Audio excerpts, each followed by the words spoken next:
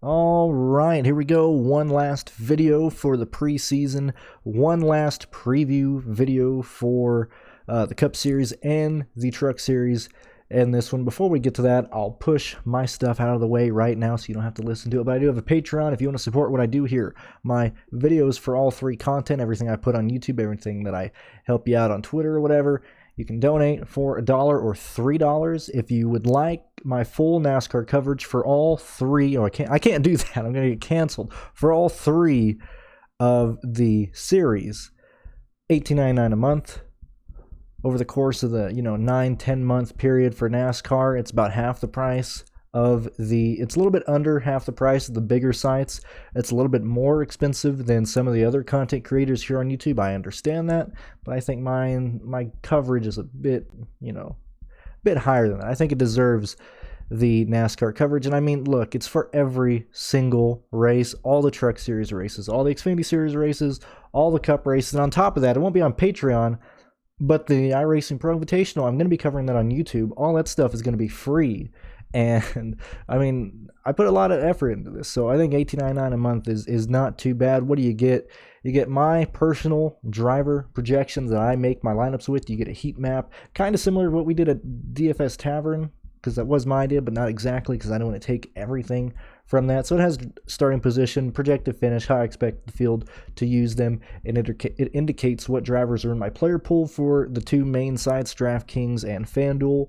Then I have cores, my three favorite drivers to start a lineup with for DraftKings, and my two for FanDuel, my single favorite plays for SuperDraft and Prize Picks. So typically, if there's a captain spot on SuperDraft, which there is for NASCAR, I'm pretty much going to be telling you my captain play there, and then access to my Discord as well as that. And so, that's what I'm offering. I do not have a sheet per se, as most guys do, because I use Race for the Prize. Pierce, go to his website, racefortheprize.com. Here's an example. He already has the duels lined up. Obviously, we don't have the drivers or salaries lined up, but he has them up there free for you. So this is what he has, like, for example, duel number 1. So if you want the history of how they've done at the previous plate tracks and so forth, and finishing positions from last year, race rating, everything, multiple tabs on here. That's why I don't make this. I use his. I've been using it for years now. It's free this year. Why you wouldn't use this, I don't understand, but that's what I use for my sheet. That's why I don't technically have one for my full NASCAR coverage, but you're getting my projections and everything else from that. Now that that's out of the way, let's talk about the Cup Series. Let's talk about the Xfinity Series. Looking into this year, speaking of Patreon, I have a couple things on Patreon. If you guys do donate, or if you pay at any point, you're going to get access to some notes that I put up on there. Here's an example of Cup Series 1 here. Oops, if I can move it over. Oh man, here we go. Here's an example of some of the stuff I have for the overviews and stuff. You get this on Patreon. I'm not gonna, I mean, it's not anything that you don't already know, but it's 10 pages, 5,000 words of previews and stuff, and I'll just show you beginning, and I go through each and every driver on there. So if you donate at any point, you'll get this. I would advise you do it now, because I do have it set up on Patreon to takes your money whenever you sign up, because I got screwed over last year when I was doing it for free, that people would pledge and then they'd unpledge before the first, and I wouldn't get any money. So there's that. We're going to be talking about the Cup Series in this first part of the video, and then we're going to talk about the Xfinity or the Truck Series after. I've already done an Xfinity Series preview in January. However, that one's quite dated because for whatever reason, teams came out of the woodwork, and normally we don't have nearly as much news as we did have this year in regards to new teams popping up, sponsorship situations, NASCAR news in general. I mean, it was a very, very busy January. That's why I pushed the Cup Series and the Truck Series, which is what this video is, the Truck Series and Cup Series preview video, back until the 1st of February. That's why I pushed the PDF files that have all this back up until the 1st of February, because I didn't want to really leave anything out like I did for the Xfinity Series, just because I published that before a lot of news came out. So, looking at the Cup Series, and I won't read everything written here. I always hated that in school. I'd rather, talk more and add to what the presentation has. But basic intro for the Cup Series this year. I mean, we're gonna have a lot of things to look at this year. We got tons and tons of different races, tons and tons of different tracks, which you already know. I'm personally not a fan of the 7 road courses. I think that's pretty boring. I mean, Circuit of the Americas, sure, it's a new track, but if you watch how a lot of the other series races there, they usually spread out pretty quick. I imagine that's just going to be as boring as the Roval. I know the Roval's interesting because it's poorly designed and everything, but I just imagine like Circuit of the Americas is going to be boring. We're going to see other racetracks that are going to be boring. So, that's a third of the schedule kind of being killed off for boring racing. I wouldn't do it, but that's what NASCAR did. Good thing is, road courses are very, very obviously they're going to have practice for some of the road courses, but you can look at a lot of the lap data, even last year, at the road courses they did last year, but the lap data tells it all. It tells you how fast they're going, whether they're sandbagging, whether they're racing. Speaking of sandbagging and not racing, I mean, the glorified practice session, which is the Clash, that's a practice session. So when we go back to the Daytona road course after the Daytona 500, look at the Clash lap data. That's going to tell you everything you need to know there. But yeah, I mean, that's basically my summary of entering this year. Is I'm just going to be looking at lap data, whether it's the road courses, whether it's the 1.5 miles, whatever the case may be. As long as when we get 2 months of data in, that's what I'm going to be basing a lot of my decisions off of. Take away from schedule, kind of already went through that there. Starcom, Quinn Hoff, the situation here in the Cup Series, I don't expect a lot. I'm not going to talk too much about these guys, but what did he do last year? He really didn't do a whole lot of things. Sure, he had some good finishes here and there.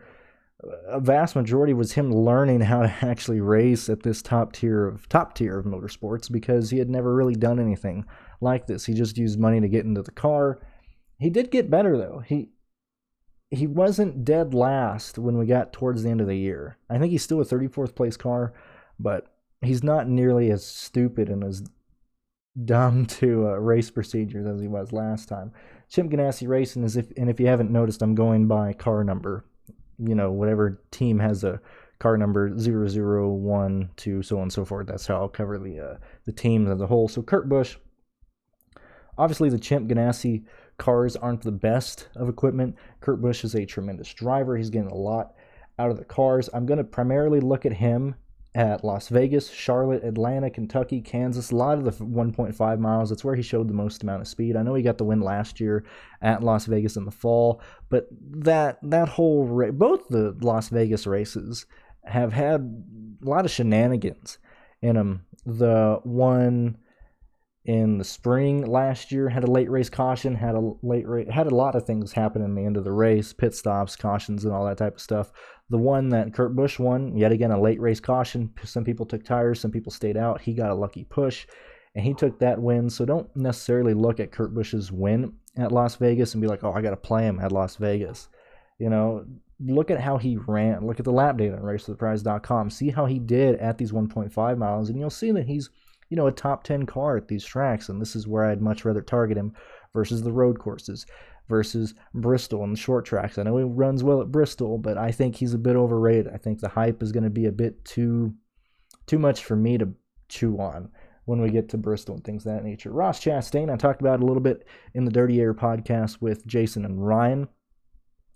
Chastain is not going to be Kyle Larson in this car. He's not going to compete for wins. He's not going to compete for top fives. He's not going to be playable. And I'm gonna say everything that I did there, if you haven't listened to it already, is that Kenseth he's a 2003 NASCAR Cup champion. This guy isn't some bum. He's not some random dude. He's talented. He's always been quick, and he was ignorant to the fact that these cars suck to drive compared to the Gen 4, compared to what he grew up racing.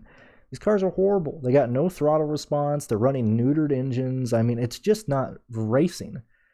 The only reason he stayed is because Chip Ganassi was paying him money, but Kenseth was miserable. This wasn't his type of racing.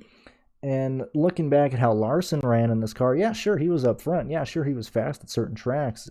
I used Homestead for an example. You'd always hear, hey, Larson's running the high side. He's running right beside the wall. He is flying. But Larson would hit the wall. He'd damage his car. He'd make mistakes because Larson would have to push 100% every single lap of a race to make up for this bad equipment that Chip Ganassi has.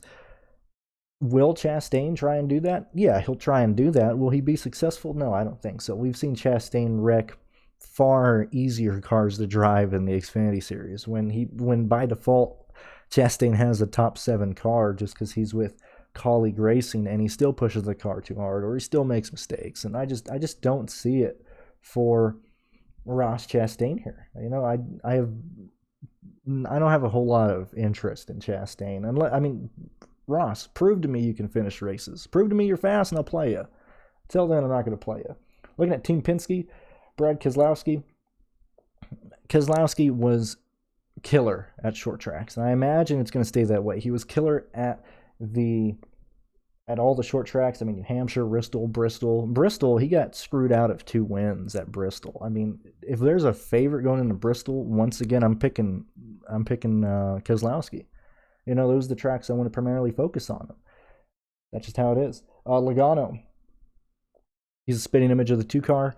He runs a bit better in traffic. He just seems to not, I don't know if it's the way he sets the car up or the way Penske sets his car up, but Logano seems to run better in traffic compared to Keselowski. I don't know if it's the dirty air just affects Keselowski more, if that car that Keselowski drives, you know, doesn't have as much give. Like, as soon as he hits dirty air, he just gets tight and he really can't push, whereas Logano almost works better in a pack, having to drive through the field. And I know that's something you really can't weigh. You can't really, oh, well, you know, Logano's starting 8th and Keselowski's starting 3rd. That might be a situation to where, hey, I think Logano has higher upside because I imagine Logano's going to probably get to 4th or 3rd. He's going to have that place differential. And Keselowski, if he falls back through the field, he's not going to really be able to climb back up. I would imagine it stays that way, where Logano just works better he doesn't work better when he starts in the back, but he finds a way to get up to the front. Keselowski struggles and Logano doesn't. And like I said, I got tons of stuff written here, but I'm just kind of giving you key points or key things that I found when I was looking up stuff and writing it around. Looking at Ryan Blaney, I mean, he had a lot of missed opportunities last year. I mean, whether it was a tire going down at Auto Club, whether it was just his car not being up to par, not being fast, not really competing with the other drivers, whatever the case was, Blaney was pretty much a bust. I'll put that on his whole season. He went in pretty much every weekend with everybody talking about, oh, he can be a lap leader. Oh, he should be fast here. And whether it was a tire, whether it was the setup not working right, I mean, Blaney didn't really work a whole lot because of that. I really want to not play Blaney at the start of the season, maybe the first 2 months. I want to see if the ownership dies down on Blaney, because a lot of DFS players like Blaney. And Blaney's won him a lot of money. But I think we got to take a step back and really see how he runs before we start putting that type of expectations on him. Sure, the races with practice, you know, when you could see his lap data, you know, play him, but just entering these races with, you know, showing up with what you got, I'm a bit hesitant. Austin Cindric, he's running the 500. I'm sure he's going to run some races throughout the year. I have to imagine he'll be underpriced. I can't fathom DraftKings pricing him over, you know, 8,600. I think if they did that, it'd be a bit crazy. Even with the new DraftKings scoring system, I'm trying to think, what is too expensive for Cindric? At what place do I not play him? Whether it's a plate track, whether it's a road course. It's hard for me to really get away from Austin Cindric, just because I think, one, that car is going to be fast, and two, Cindric has a ton of talent. And at the racetracks that he's going to race part-time at this year, he should be a contender to get a top 10, get a lot of fast laps. So it just depends on pricing. And It depends on how much chalk is on him. I don't know, because obviously we haven't had any races. We haven't really had any conversation about Austin Cindric. Main focus on him starting the season off is qualifying for the 500. But after that, once we get to the road courses, how do people look at him? If they're looking at his Xfinity data, which I imagine everybody will, they'll be like, oh, this guy is a play. You got to get him. You got to play him. And say if DraftKings doesn't do a proper job at pricing him, we might see a lot of Austin Cindric chalk at the road courses. We'll just have to see there. Austin Dillon, look, tire strategy, being pushed at the right time, taking advantage of people wrecking. That's all he was, man. If there's anybody from RCR that I want to focus on or look at, it's Tyler Reddick. Tyler Reddick, I think he actually has the better car at RCR. We've seen him run very quick out of the gate last year. He just run into some, rookie season issues, getting used to longer races, getting used to how the car feels. A lot of the races that he was doing well at, he ended up blowing tires, and I don't think that was necessarily because of Reddick just sawing on the wheel, cutting the rubber down. I think it was bad luck or engineering from the team that cost those tires to blow. And so I'm going to look at Tyler Reddick a ton this year. Kevin Harvick, look, he dominated last year. He got screwed over. They didn't win the championship. Don't know what else to say, man.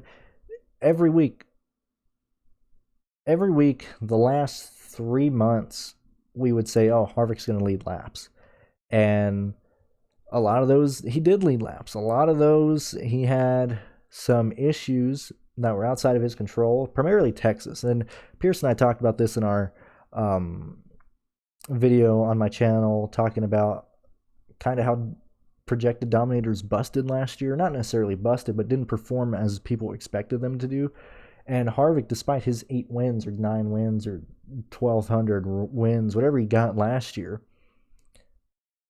he was a main focus of that. And it wasn't because he was slow. It was just, hey, he got wrecked at Texas, or he hit the wall at Texas, and then he got put a lap down in Martinsville, and his season just fell apart due to things outside of his control.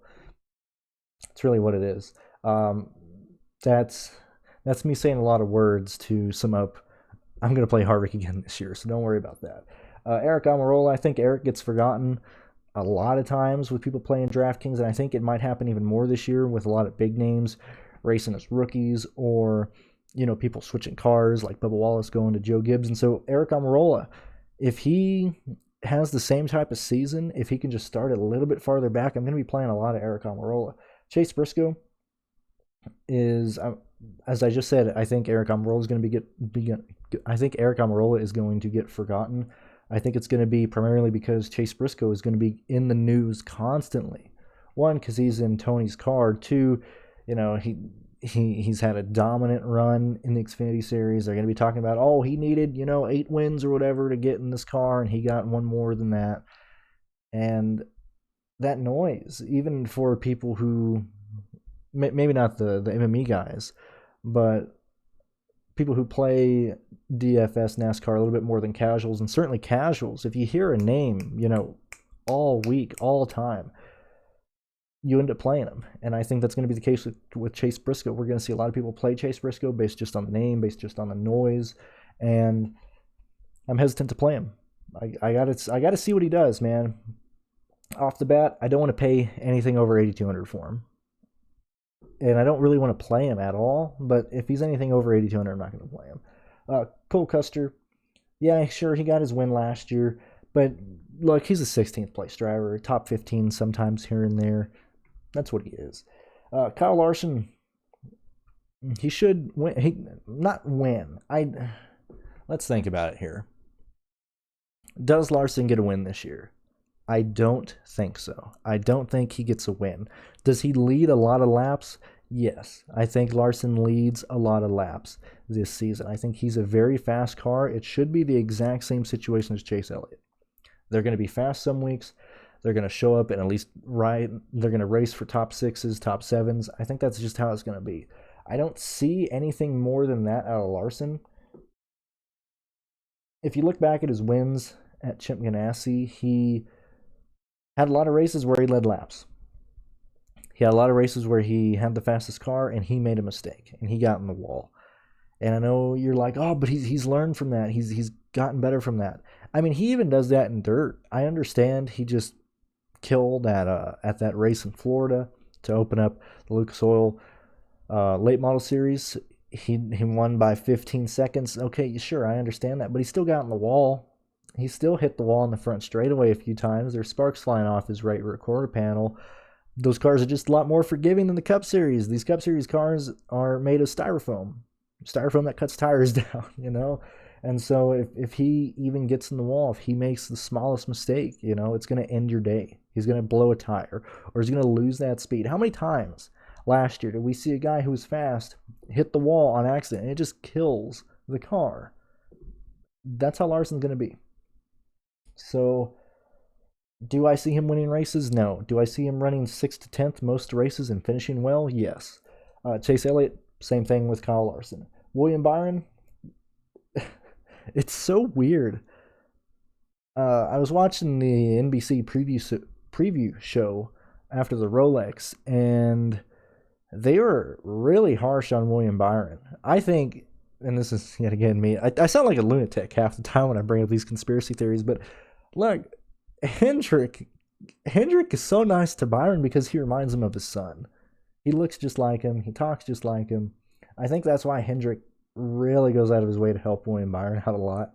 And I know it's pretty effed up to say, but I think that's what it is. A lot of people on NBC were saying, hey, William Byron has to show up. He has to do stuff this year. Look, William Byron isn't that talented. He just had the strongest cars when he won his championship in the Xfinity Series. He got his win last year at a plate track. Anybody can win at plate tracks. I'm not throwing down that race and saying, oh, he's talentless. I mean, he survived a wreck fest, but I think this is what William Byron is. What we've seen from him so far, he's like this, you know? That's just how it is. Alex Bowman fell off a cliff last year. He started off really well. He was fast. Then we went to COVID. And I think during that time, we saw a lot of the teams catch up and pass where that 88 car was at. If COVID never happened, I don't think Alex would have fallen off that cliff. But obviously, that's an if situation. What makes me happy to look at Bowman starting in 2021 is his 3rd and 5th place finishes at Kansas and Texas. I know we don't have that many 1.5 mile races anymore, but seeing that they were at least able to finish well at those tracks to end the year, that's all I want to see entering. I'm not high on Alex, but I'm certainly on him more than others will be. Ryan Newman, not going to play Newman. Chris Buescher, I mean, depending on his pricing and starting and everything, that's just how it is. And I don't really care about the Roush Fenway drivers at all. And I know I'm not going too much into DFS, but I mean, this is more of a preview show anyway. Corey LaJoie, I don't know why the hell these guys are talking about he's going to dominate. He's going to not dominate, but they're like, oh, or Corey's like, oh, this is the best car I've ever been in. You know, this is Alan Kawicki's old shop. We're gonna help Alan Kawicki come back. We're gonna do this in his name. And I'm like, dude, don't ruin Alan Kawicki's name. He's not here to defend himself. You know, don't insult Alan by comparing yourself, your team to him. Look, unless we see him fighting for top 20s, don't jump on Corey LaJoie. Don't believe the hype. I don't care. Look, if he has a lot of sponsorships, yeah, sure, then we can start looking at him. If he starts doing well, yeah, sure, we can start looking at Corey LaJoie. But until then, you know, I am not interested in Corey LaJoie at all, even for a pivot. Even for a punt. I'm just not interested at all. Denny Hamlin, second best driver of 2020. That's where I see him this year as well. Kyle Busch, what does he need? Practice. What do we have this year? A little bit more practice. I think that helps him out. And we've seen Kyle be extremely good at the road courses in the COT back in the day. I know we're still in the car tomorrow, but the COT like 2011, 2012, 2010, when he was really good and consistent at Watkins Glen, when he was consistent at Sonoma, we have practice for the road courses. We're going to be in a low downforce package for the road course races. I think Kyle Busch wins one of the road course races. Obviously, Elliott should dominate the road courses. That SOB should win 5 of these races. But I think Kyle Busch has his best chance of being a win this year at the road courses with the practice. Truex Jr., I couldn't tell really looking at his stuff, if he struggled last year because he didn't have Cole Pern or not. I mean, he was fast at Darlington, and then he got in a wreck with Chase Elliott. He was fast at other places. He led early at Martinsville to end the year, and then he just didn't win the race. Chase Elliott took over. I got to see lap data. I got to see these prices, And that's why I hate doing these types of preview shows a lot in deep. That's why I'm not yapping too much about them, because I need to see what these guys do with their lap data. Christopher Bell, look, he's a better racer than Jones, but he's still in the worst equipment JGR has. I think he's a 13th place driver. I don't see him running any better than that. I don't see him finishing any worse than that. He should be right outside the top 10 most weeks. Rick Ware, we got a lot of money coming into this team. I said it before, I'll say it again. Rick Ware is filthy rich. He has money in everything. IMSA, IndyCar, NASCAR. That's going to translate to wins at some point in the future. I know you think I'm crazy by saying that. I think Rick Ware, not this year, obviously, but I think Rick Ware will be a powerhouse team down the line, maybe 4 or 5 years from now. They're going to be a lot better than they were last year, and certainly a lot better than they were in 2019. If you compare how their cars ran in 2019 to 2020, you did see improvement. You saw a lot of these cars, fighting for that 26th, 25th, 24th place in the races, obviously, because they were swapping drivers in and out. You had a little bit more inconsistency from certain cars. But look, we have Josh Bilicki full-time. He's probably my favorite. I think we have other drivers full-time. I can't remember right off the top of my head right now. Yeah, I can't remember. But I know, Josh Bilicki has a full-time ride this year. And I think that consistency is what this team needs, at least in one of the 4 cars, 2 of the 4 cars.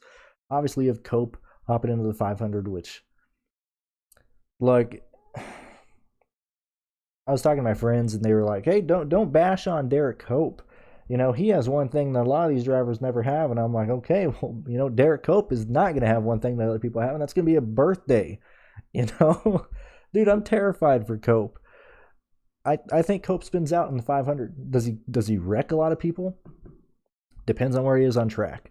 But we've seen top-of-the-line drivers, Jimmy Johnson, Dale Earnhardt Jr., Chase Elliott, Kurt Busch, Tony Stewart. They get sideways and wreck out of turn 4. You're telling me this old feller, I know he's a 500 winner, but look at his last plate races. I think the last one he attempted was 2000. Last 500 he attempted, I don't remember exactly what it was. Hold on. I know I talked about it in, actually I'm not going to pause this. We talked about it on our last live stream, Pierce and I. But his last plate race was in the COT. I think it was at Talladega, and he did 8 laps, or maybe that was the 2007. Either way, his last race on a plate track was a duel. He didn't make the race. And then his last actual race was in the 2000s at Talladega, and he did 8 laps. I mean, dude, Cope isn't going to be up to par. He's not going to be able to compete. That's a joke. He's going to be all over the place. If he does not wreck somebody in the 500, I'll be surprised. Am I going to play Derek Cope? Hell yeah, I'm going to play him because he'll have the lowest ownership of anybody in the race. God, I hope. Oh, man, it just depends. I got to see him in practice, man. If he's all over the place in practice, it's going to be dangerous. Anyway, back to Rick Ware. Consistency. Consistent drivers in the seats, money coming in. I don't mind Rick Ware, man. I'll probably end up punting him more this year, but we gotta see where they finish. And we got since DraftKings updated the pricing, and they've almost done it in a sense of where you can see incentive, kind of how real race teams have incentives to get top 10s, top 20s, top 30s. That's how it is. So obviously, if you're playing punts and they're starting in the 40th and they're starting in the late 30s, you need to have them finish above 30th. Otherwise, they're not going to work out. And I imagine that we're going to see at least 2 or 3 of the Rick Ware cars start to fight to try and get in the top 30s. Just depends on what other cars we have coming in. Cull League Racing, the 16 car, we'll see AJ Allmendinger and Kaz Grala run some races in it. I love AJ Allmendinger. Going to the road course races in this car, they're going to be putting a lot of money in it. I like AJ Allmendinger a lot. Matt DiBenedetto, look, he knows he's going to lose his ride, but he's been in this situation his entire life. His entire life. He's like, you're not good enough. They're not him. Team owners to him are like, you're not good enough, you're fired. find another job, find another hobby, get out of here. And he's like a cockroach, man. He just keeps coming back. If I was him, he has nothing to lose this year. If I was him, I'd go 100% or wreck the car. It doesn't matter. This is the best car you'll probably be in your life. Maybe he'll get a job, but I don't think it's going to be a better car than this. Matt, just run your heart out. Run your actual heart out. Maybe at Bristol, Matt, you got to try and win. You got to try and push it. 23XI Racing, 2311 Racing, Bubba Wallace. Michael Jordan is here to run. He's here to race. He's not here to run the back. He's not here to, show up and not be competitive. It all comes down to Bubba. I think Bubba has a lot of talent. I think he's done very well with pressure in very bad cars. And when you give him good equipment in the Truck Series, when you give him good equipment in the Xfinity Series, he does well. He does well. If you give him bad equipment, he doesn't do. He doesn't do well at all. So it just depends on Bubba. He has everything he needs to succeed. We just have to see how he does. Front row, look, McDowell was, if they can get their equipment failures under control, McDowell should be a top 20 play. He should do a lot better this year than he did last year. David Reagan, he'll be running the 500.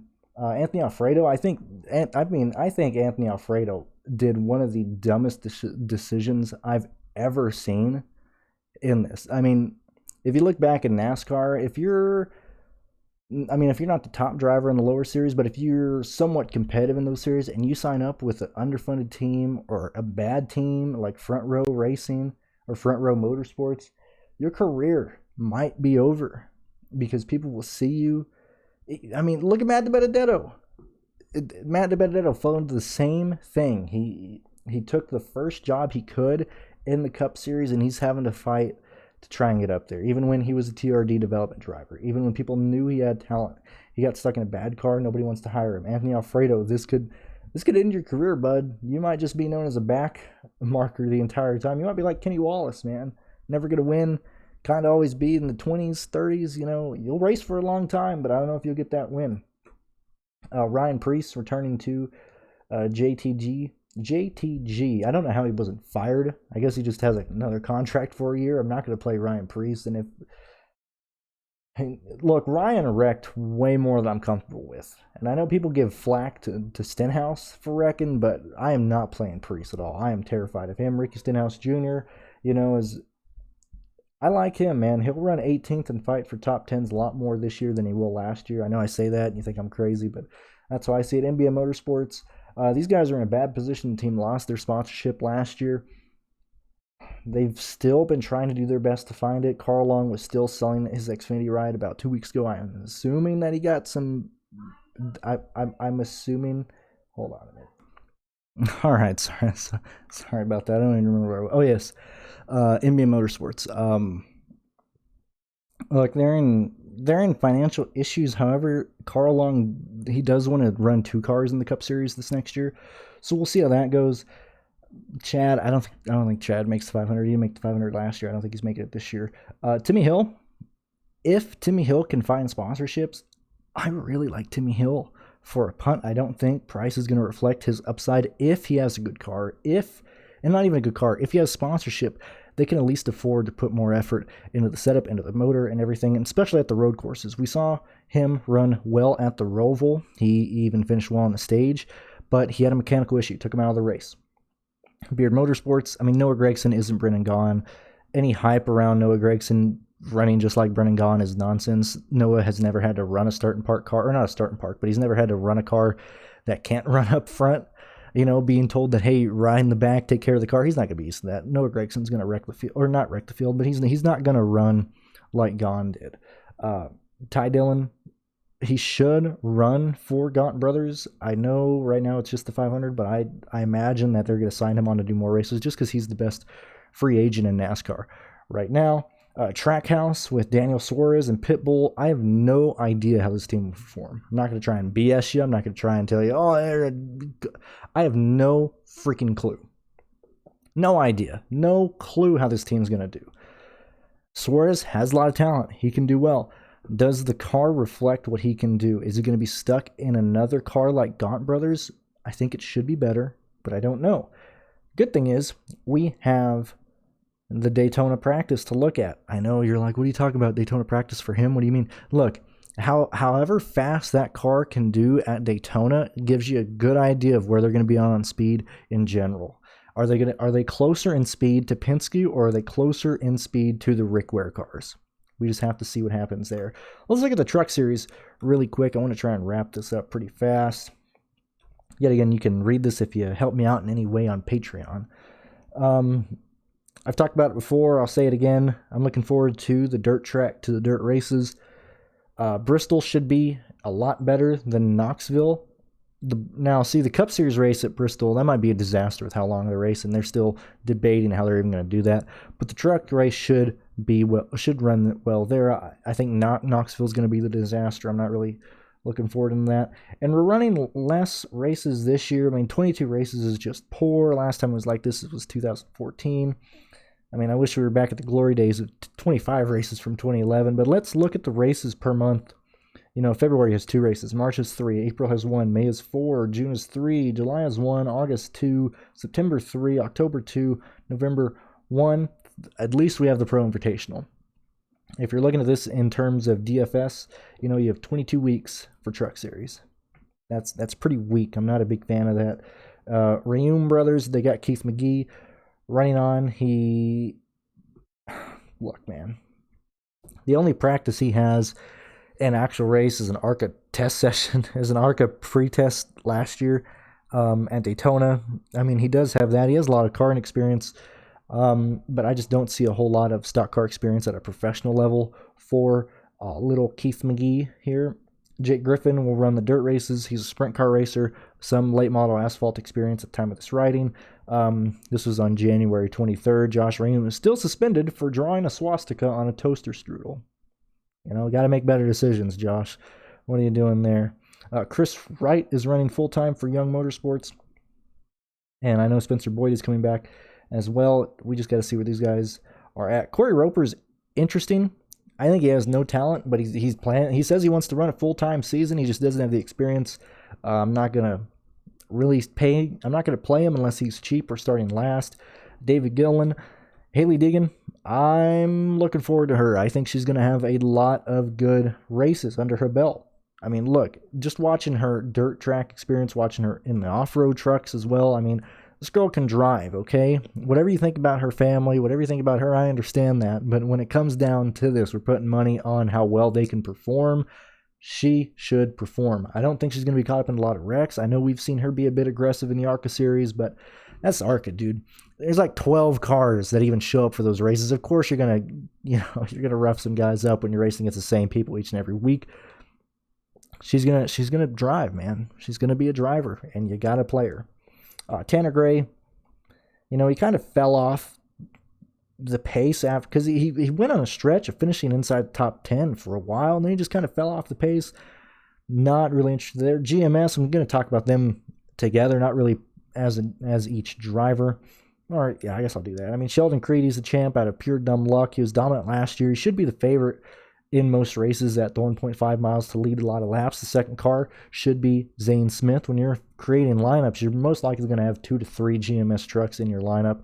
It's not too crazy to think about that. It's not too crazy to imagine them as the lap leaders, as the fast lap guys. That's just how it's going to be. You got Chase Purdy. He's about the only guy that I'll have a tough time playing early in the season. I just want to see how he does. Rafael Lessard, I mean, he used his money to somehow leave a bad team, which was KBN, and get with the best team in the Truck Series. Get on him early in the year. Once people see how he's going to run, his price is going to go up and people are going to start playing him. I think he's going to perform a bit better than he did last year. Ankrum has 9 modes, not 9 modes. He has 3 modes. He'll start 9th, he finishes 6th. He starts 9th, he finishes 14th, or he wrecks. I mean, this is who he is. We've seen who Tyler Ankrum is. I'm not interested in him whatsoever. Jordan Anderson is going to race in the Xfinity Series, but he's going to keep his Truck Series as well. He'll be running at Daytona, and he'll be having guys in and out of the truck. I think this is a terrible decision. Thank God Jordan liked my tweet when I called him going to the Xfinity Series a horrible decision. At least he realizes it. He's insane, but he realized it. I think he'll be horrible in the Xfinity Series, and I think his truck team is going to suffer because of that. Not interested in this car whatsoever. John Hunter Nemechek, I really like him for Kyle Busch Motorsports. I think he wrecks so much because he's trying to get more out of his equipment, similar to what I just talked about with Kyle Larson in the Cup Series in the 42. I think that's what John Hunter Nemechek has always had to do, is always trying to get more out of the car, always trying to push himself harder, and I think that's why he wrecks. I think once he's in a good car, we won't see him make nearly as many mistakes. I think Nemarek is no more. Memarek and everything that you call him, I think we need to call him Nema Top 10. Nema Top 5 even. Nema Win, whatever the case is. I think he's going to run well, and we need to give him a new nickname. Chandler Smith ran top 5, ran part-time last year, but had the most speed of any of the KBM drivers. He's coming back this year. I think if he runs the whole season, he'll have 2 wins. Well, he's run the 2 seasons, so I imagine he's going to have 2 wins. I think he'll be very underpriced to start the season with. Kyle Busch, just depends, man. Just depends. If he starts up front, he's got to start up front. I don't like him going through the field anymore with no practice. If he's $13,000 or below, maybe play him. If he's anything more, I think the days of playing him and just shoving him in your lineup are gone, just because he doesn't have that practice. Drew Dollar, the ARCA driver, is going to race some this year in that 51 car. I'm really excited for him. I'd much rather play Drew Dollar than Kyle Busch. Drew has a lot of talent. I know he beats up in the ARCA series, but this guy knows how to drive, man. He knows how to drive. Norm Benning, he's going to try and run the full season. I got to see sponsors on that car, because he can show up. He can start and park. Let's see sponsors on that car, but I like him a lot. I'd actually like him more than Jennifer Jo Cobb. Jennifer Jo Cobb is going to return this year. If Norm has any type of sponsorship, any type of money, knowing that he has more than 2 sets of tires, I like him way more. Spencer Davis, he's going to run the full season with sponsorship, and this should help him out tremendously. He had an all right season last year, about as well as you want. Running a part-time schedule, we saw him finish in the top 15. We saw him finish 33rd. I think running full-time is going to, even this out. He should be able to maintain some of the top 15 speed, top 15 runs that he had. Thor Sport Racing over the offseason, they parted ways with Ford. This came out mid-January. This seems off to me. If you're making this big of a change, I know they're running the Elmore engines, and it really doesn't matter who's on the car. But if you leave a manufacturer this late, in January, it's the 25th. It shouldn't have taken this long. Something is wrong here. Something's up, because you don't announce this stuff, 3 weeks away from Daytona. You announce this at the end of the season. You announce this before the last season's over. So something's up there. We got to see what's going on there. They still haven't announced who's driving for them. As when I wrote this, they may have today, but I haven't seen it. But come on, hello, it's Daytona. I'm a little over 2 weeks away. Over a week now, not even 2 weeks. We're a week away now. You gotta, come on, Thor Sport. Something's wrong, man. Something is going on behind the scenes there. We just gotta see. I imagine it's gonna be Johnny Sauter, Matt Crafton, Grant Enfinger, and Ben Rhodes. I like everybody there except probably Ben Rhodes, because he pissed off everybody he could last year. Johnny Sauter had a rough start, and this made him very low owned last year. He got a lot of mechanical issues. I think he'll be forgotten as a top 10 driver. I know that's kind of stupid for me to say, but I just think other people will be focusing on Haley Deegan or the KBM trucks, and I think they're going to forget Johnny Sauter, and I think we're going to see his price kind of come down a little bit. Trey Hutchins, he'll DNF at least 6 times this year. Hattori, Austin Hill, look, he was a bit of a play last year at the 1.5 miles. I think he gets shuffled out. I think we see him kind of drop back in the field, back in the running order, maybe an 8th, 9th place driver. I don't really want to play him anywhere outside the 1.5s, but, even with that, I think he's an 8th place, 9th place driver. Derek Kraus in the 19, he's an 11th place guy. That's how he is. Austin Wayne Self, him and Fogelman were chalk. I think Fogelman's returning this year as well, but they're a trap play. I never play those guys. I'd rather pivot and just pray to God that they wreck, because they will most likely will. Timothy Peters is going to return to the Truck Series. He's a great driver, and he's with a good team that knows what they're doing. They're a late model team. They come from the late model industry. They got a lot of preparation going in. This isn't just some rinky-dink team that he's racing with. He's with somebody. This is almost as good as Red Horse back in the day when he raced with them. Timothy Peters is going to be underowned, underpriced, and I love Timothy Peters entering Front Row Motorsports, Tom Gillen, he had an up and down year. I'm going to play him at the flat tracks, going to play him at the short tracks. Nice Motorsports, they struggled last year compared to 2019 because they weren't leasing or they weren't getting as much equipment from GMS. I'm not going to talk about Truex, Nally Decker, but I am going to talk about Brett Moffitt. I think Brett Moffitt has taken a huge step down. He probably only took this because this is the only people who offered him a job. But Brett Moffitt is not going to run as well as he did last year. He's just not. He's not, man. He's going to be, look, these are not top 5 trucks. They're top 10, they're 10th place trucks. Brett Moffitt is a second place driver. Average that out. He'll be running for 6th or 7th. That's the best it is. His talent is going to gain that truck maybe 4 positions. If that's a top 10 truck, give him 6, give him 7, but that's about where he is. CMI Motorsports, Tim Veen, the driver who faked it till he made it. He's going to be returning this year. He says he wants to return this year. He just works depending on the price, but as a guy who knew nothing about racing going into last year, he actually surprised me and did well. Did better than I thought he would. Ryan Huff is going to run for this team at Daytona. People won't play him. If he queues, I like him for the low ownership. And then Ray Cicerelli wants to run the rest of the plate tracks and some of the 1.5 miles. He found some speed last year. He's a punt I don't mind going to.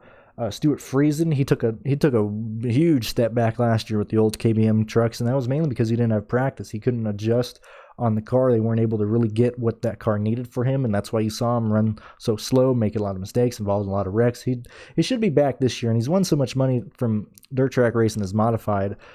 He should be all right. Granted, I'd say that, and he just flipped his modified over last weekend, so we'll see how he does. Final 2 teams I'm going to focus on here. It's Hill Motorsports and Henderson Motorsports. Hill Motorsports, obviously, Timmy Hill and Tyler Hill.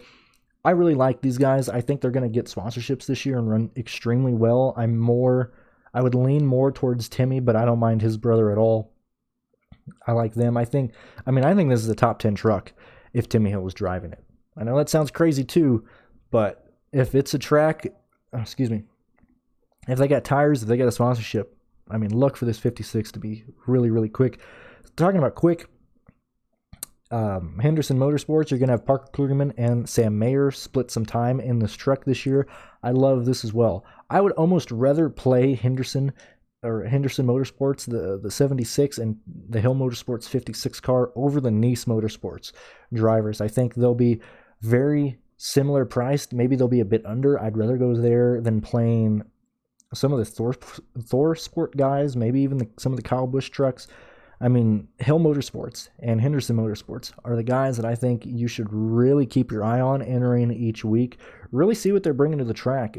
If I got any hint that they're going to have a fast car, I'm going to really be overweight compared to the field. Once again, check out my Patreon.